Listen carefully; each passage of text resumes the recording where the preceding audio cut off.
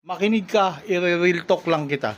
Ito ha, sa dami-dami ng nakikita ko dito sa social media, yung mga nambabatikos ng kapwa niya tao, na yung mga corrupt na opisyal o kung ano-ano pa na nakikita nyo dito. Yung bang ginagawa mo, makakapagpaunlad ng buhay mo? Batikusin mo yung ibang tao sa ginagawa nila, makakapagpaunlad ba yan? Katulad ng ginagawa ko, binabatikos ko kayo. Ngayon, kung ito magba-viral, itong aking video, mapapaunlad nyo ako. O, di ba? Yun.